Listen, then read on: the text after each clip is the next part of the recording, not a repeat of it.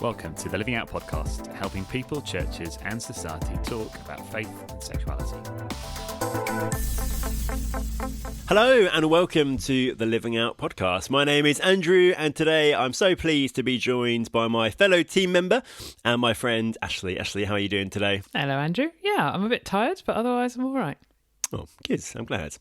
It is the end of the summer, Ashley, which is for many people holiday season. And so I thought I'd ask you, what is your ideal dream holiday? Somewhere sunny, ideally with a beach or a pool, a large body of water, and a large stack of books, and someone bringing me iced beverages. That's the dream. Wow, that's quite precise. I quite like that. I don't think that a large body of water on a large pile of books mixes very well, does it? Well, you don't put the books in the water. Oh, if you do, then we have a problem. But over the years, I have managed to develop the skill of being in a body of water whilst keeping the book out of it. So I'm comfortable with my abilities. Wait. So you actually are in the water while reading the book?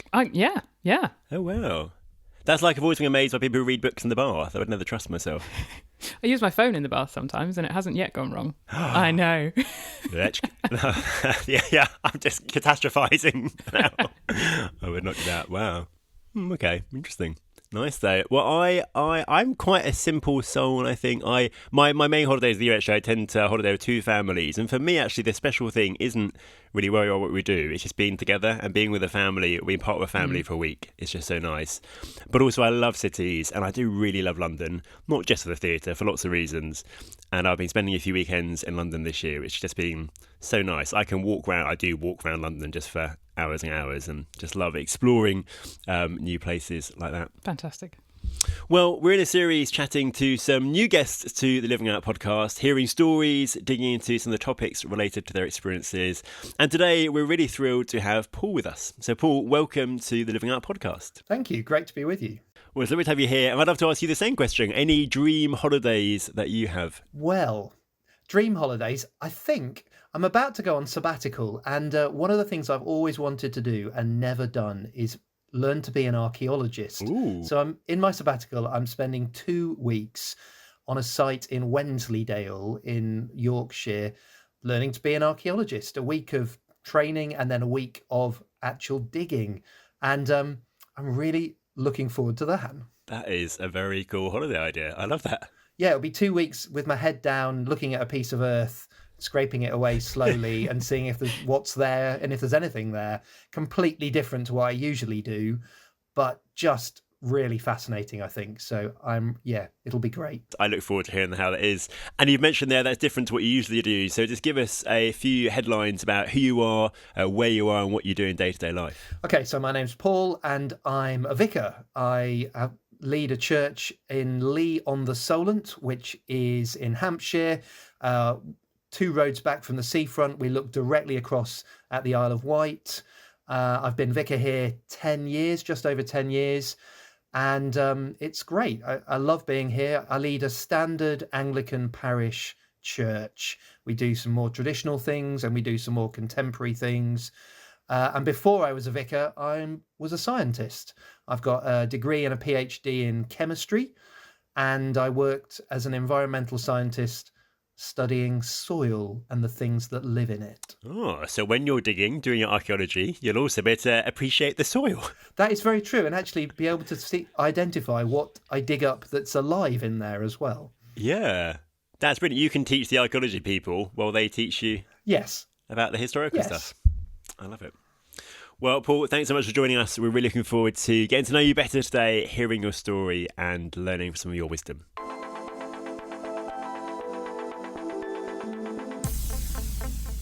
So, Paul, in this series, we're asking people for their stories about faith and about sexuality. So let's start with faith. How did you become a Christian? So I grew up going to church. I grew up in a Baptist church in a little town called Ashby de la Zouch, which is in Leicestershire, not in France, despite the name. I went to church because that's what we did as a family. But when I was 13, we went to a youth event. And I remember the person there actually saying, look, are you doing this thing? Do you go to church because that's just what you do? That's what you've been brought up with? Or are you going to go to church because you're committed to Jesus, to following him? Are you going to do this for yourself? And that's the point at which I decided, yeah, I did want to follow Jesus for myself. This is what I believed. And that's the point at which I say I became a Christian. Amazing. So I was baptized when I was 14, and that I felt was a key moment for me. It was the moment when I publicly stated to family and friends that this was what I was committed to. This was my path. And then I had an experience where we went away as a church for a weekend. And on the Saturday evening, we were in a meeting, and I just had this experience of the Holy Spirit where I just felt completely and utterly and totally loved. And no one had prayed for me, and I was just sitting there crying, and the people around me were, what's going on with him? You know, why is he crying? And I couldn't tell them why I was crying, because I just was completely overwhelmed with God's love for me. And that experience has stayed with me, well, until now, for many, many years. That sense of knowing that there's nothing I can do and nowhere I can go where God won't be with me, God doesn't love me, he doesn't care for me. I am completely and utterly loved by him. That's a beautiful story. God's faithfulness to you and God's care and love for you. That's wonderful to hear. You're same-sex attracted as well, Paul, hence the Living Out podcast. What was that like for you, realizing that was the case? Did that kind of affect your relationship with God and this experience of his love in any way? Yeah, I am same-sex attracted and have been since I was a teenager. I never had a massive problem with it in the sense that I didn't feel shame about being same-sex attracted. I'd had some great teaching in my church in my teenage years about, you know, how we all have all sorts of desires and we all have to learn to control our desires, you know, whether they're sexual desires or other desires, in healthy ways. So I never, although I was aware of it, I never felt really bad about it. It was just part of who I was.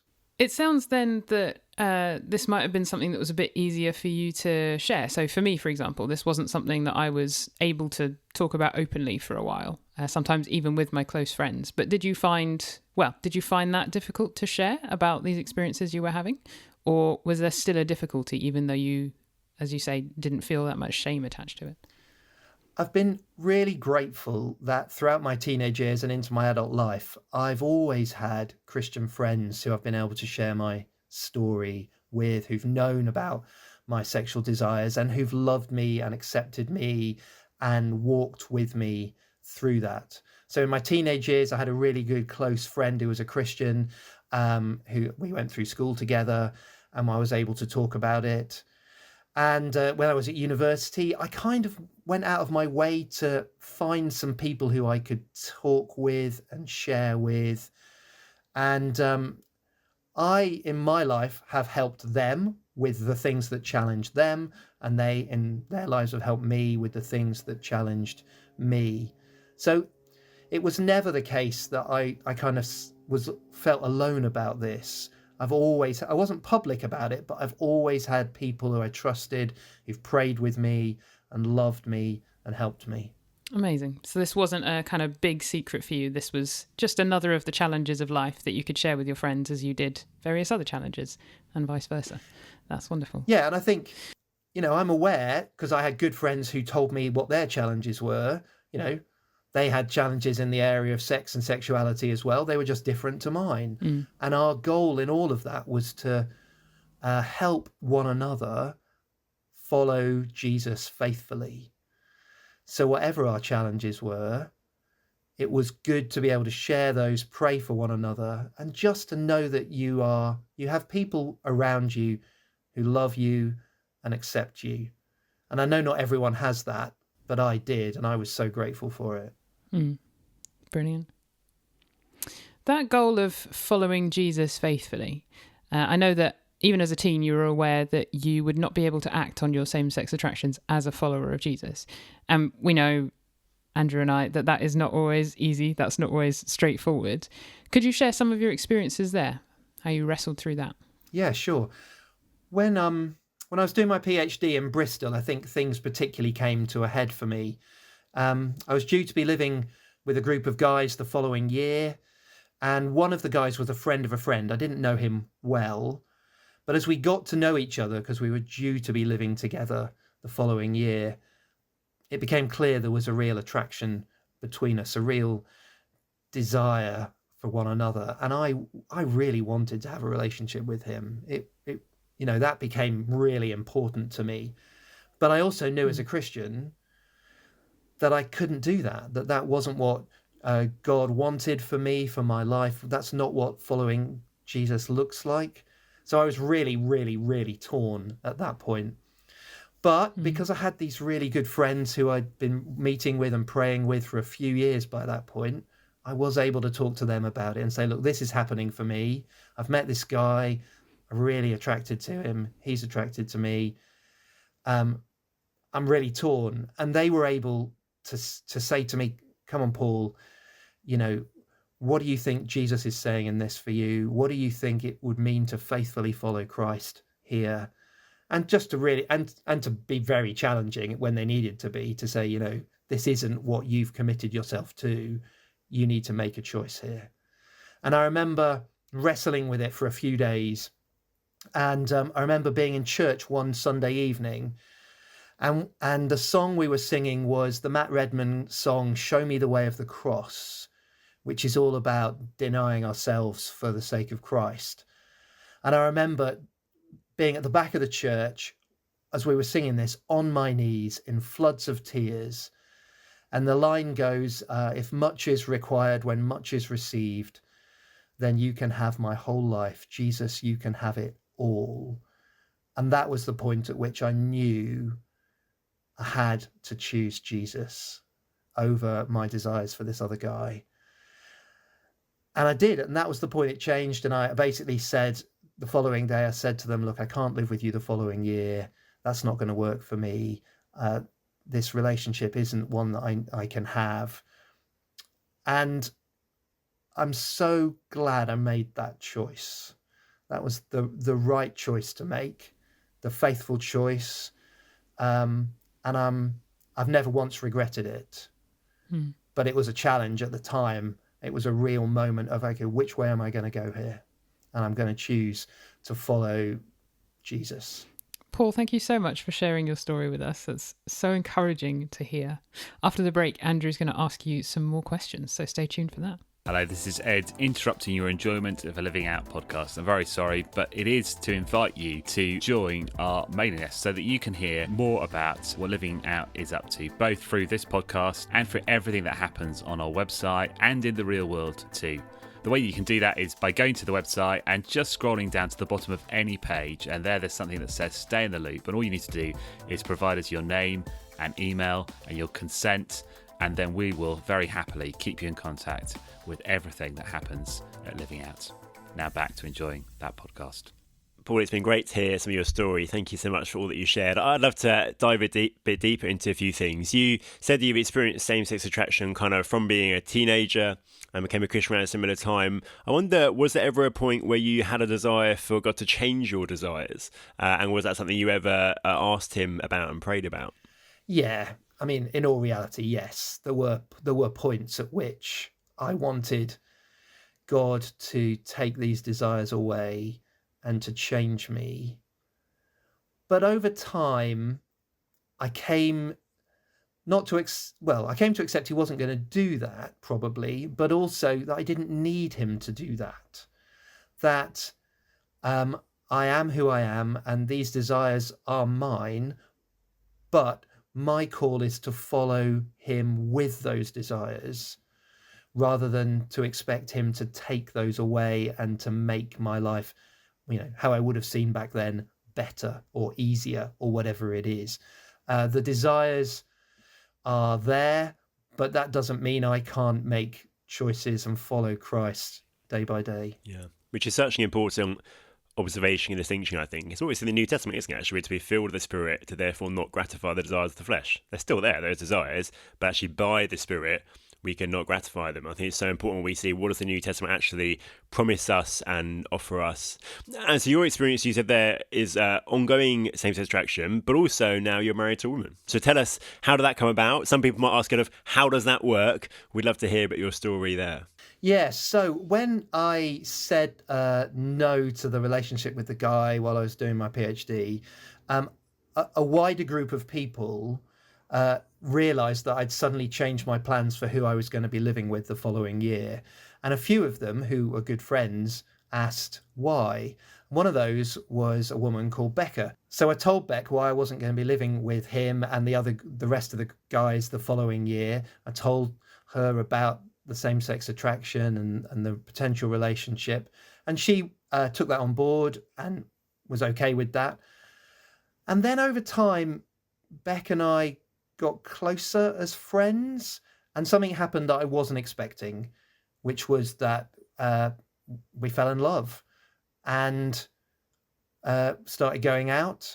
And it was the first girlfriend I'd had for obvious reasons. And it was all really odd for quite a while because I just wasn't used to that whole idea of having a girlfriend. But we grew to love each other more, and I asked her to marry me, and she said yes. And we've been married now 23 years, so quite a while. We got 2 boys who are 17 and 14. And I would say how it works for me, I'm still same-sex attracted. Those are still my primary attractions, but it works with Beck. And it's good. And I wasn't expecting it. I felt when I said no to having the relationship with the guy that I would be single for the rest of my life. And that's fine. Singleness is an honorious state and exactly where you need to be if you're same-sex attracted and you're not going to have a relationship with a person of the same sex. But for me, something else happened, which I wasn't expecting, but which I'm grateful to God for. Yeah, brilliant. And what would you say, any kind of advice to someone who is in your situation, who's same-sex attracted, who is considering opposite-sex marriage? Any kind of, advice from your experience? Gosh, be honest was the first thing I'd say. You know, Beck and I got together with this already on the table in front of us. So I wasn't hiding anything. I was being completely honest. I think I would absolutely not want to go anywhere near it if that wasn't already out there and known. It is not a solution for your same-sex desire, and it brings additional challenges. So, for example, I wasn't public about my sexuality for many years, but in 2019, I got to the point where I'd been thinking for a while, I want to talk about this more publicly? Because the narrative in quite a lot of the church and in wider society is that to hold a kind of historic Christian view on sexuality is toxic to people who are same-sex attracted. I wanted to say that's not been my experience, that I've had friends all along who've cared for me in the church, and that I've found that it's quite possible for faith and my sexuality to go together. Because of that, I wanted to tell the church. Well, I actually went through a process. I had to tell my parents and my sister because I'd not told them. And then I got to the point where I told my church that I lead. But of course, that people immediately think their marriage is a sham, or there's things wrong here. And I had to say, no, the marriage is great. Everything's fine. Don't worry about it. But of course, that all reflects on Beck as well. So I needed her to be okay with me talking about it, and her to be okay with me sharing this quite personal thing that you often wouldn't talk about with, in my case, the church that I lead and family and others. So I think there's a challenge there as well. If you're going to be in a mixed orientation marriage and you're going to talk about it publicly, you've both got to be okay with that. Yeah, that's really, really helpful and important wisdom. I'd like to come back to something you said a little bit earlier. You made an interesting comment that when you were a teenager in a church context as a Christian, you were helpfully taught the importance of learning to control desires in healthy ways, including sexual desires. And I feel that's really important. I wonder if you could say some more on that and how that idea of the importance of learning to control desires has been helpful to you. Yeah, I mean, I'm so grateful for that teaching I had when I was a teenager, because being a teenager is, it's a formative time for someone, and it's also really quite difficult at times as well.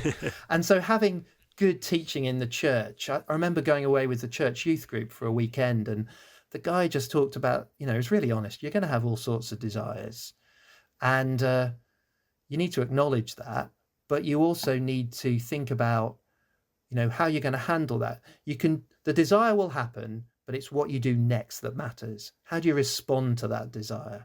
Do you pursue it, or do you say, no, that's not a healthy desire? And that could be anything, that could be, greed for food, or it could be sexual, or it could be the desire to be pleased to please other people, and to therefore want to behave in a certain way to please them. There's all sorts of stuff when you're a teenager and an adult where actually we have to control our desires or choose to act on some and not on others. And I think the world quite a lot has lost that. It feels like the world thinks generally, this is my desire. To be a full human, I must act on it. I think that is a common feeling, isn't it? So some people, even hearing what you're saying there, will kind of be a bit horrified by the idea that actually we should suppress some desires, not act on them. What would be your response to someone who says, surely this idea of suppressing desires is harmful, it's denying who you really are? I think my response would be that, frankly, we all do it all the time. We all act on some desires and not on others. And actually that's just part of being human. So, even if a straight guy has a desire for a woman that he's not married to, he has a choice as to what to do about that.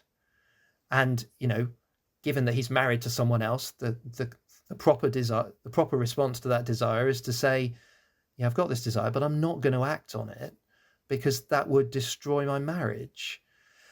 And we do that in all sorts of areas all the time. That's just being human. The question is, what do we do with the desires that we have? And we all make choices every moment of the day about that. And of course, this plays into, all the discussions we're having in the life of the church at the moment about how, as Christians, we respond to our desires. And I've sort of come to realize that I think Christians reach different conclusions because they approach the issue through different lenses. They see it in different ways. And one of the lenses that Christians, and I think people in our wider culture, see this whole issue of sexual desire through is the lens of identity.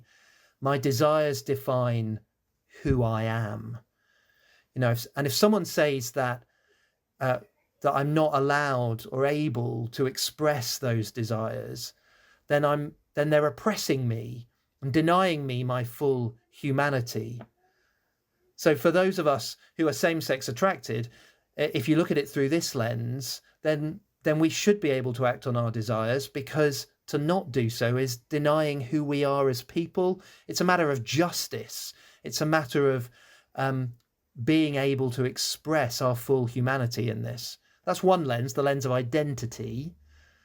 And then the other lens, and this is the lens I think I approach the whole thing through, is the lens of sexual ethics. Which of our desires do we act on, given that we have loads of desires? And as a Christian, and now as a vicar, over the years I've heard many people's stories of how they've responded to their desires. And I've come to realize that a lot of the time people don't act on their desires, day by day. Like if you are someone who's attracted to someone you're not married to, people generally choose not to act on those desires because they know it would destroy their marriage and their family, and it would just be terrible. So the question is, if we've got all these desires, how do I know which to act on, and how do I know which to to resist. And for me as a Christian, obviously, I'm going to the Bible. I'm going to what God says to us about what desires are good and holy and healthy and life-giving, and what desires aren't. And it's there in Scripture that I find God's plan for my life, for my relationships. So because I've approached the whole thing through the lens of kind of sexual ethics and not identity, I've always seen my same-sex attraction as part of who I am, but not something that I have to act on if Jesus says don't, which I believe is exactly what he says. Don't. Live differently. Thank you. Yeah, those lenses are so helpful for understanding different perspectives around us. And I was reflecting as you were talking there, I think this is one of the areas where we can be confident we have good news to offer to the world around us. Because you say we all act on some desires, don't act on others. But actually lots of people around us have no idea, actually, how do I really know which desires are good for me and which not? How do I really make those decisions? Does my culture really have my best interests at heart? Is the guidance given my culture really good for me? And we get to say, no, we can help you work out which desires are good to act on, which aren't, because the creator God who knows you and loves you, knows what's best for you, tells you in his word. And I think it's one of those things actually where we can be on the front foot in engaging with culture, that we have got good news on this, or there is clear guidance of where you find fullness of life, your best life, of how you handle various desires. And that guidance comes from the one who made you and loves you. Absolutely. And I think as well, it's good news that it doesn't all come down to us, and that we don't have to act on every desire that we have. Because actually, if we did that, it'd be chaos. Our lives would be all over the place. It's good news that there's someone else, God, who gives us a plan for life, who gives us a way of being that isn't all about me and putting me at the center of everything. For us as Christians, it's about putting him at the center of everything and following his way. I just think, actually, for our culture today, that's a much better place to be than the narrative that our culture gives us. Amen. That is good news. And a final thing to ask, Paul, any advice that you would give to your younger self? I would say make sure you talk to people and have friends around you who know you and love you, which actually is what happened for me. But I would absolutely reinforce that to my younger self. Make sure you do it. It is so important. You will not get through to where you are without those people around you loving you and caring for you. So I think that's the first thing. And the second thing I'd actually say is come out to the world sooner.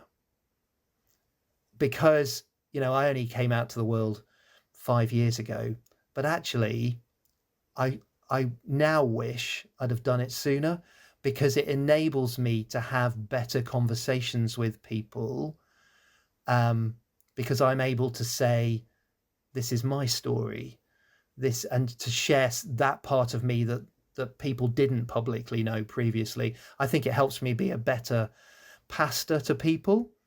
I think it helps me be a better leader for people, to be able to talk about this, and not just in a kind of theoretical way, but talk about my story and where God has led me through this. So make sure you've got good friends around you who you can talk to, and come out sooner. Brilliant. That is really great wisdom. Paul, thanks so much for being with us today. Thank you for sharing your story, some of your experiences and the things you've learnt on the way. We're so grateful. And thank you to you for listening. Don't forget to like and subscribe so others can find the podcast and so you don't miss out on any episodes. And we'll be back in a couple of weeks' time with another new guest for the podcast, another chance to hear stories and hear from people's wisdom. We hope that you can join us then.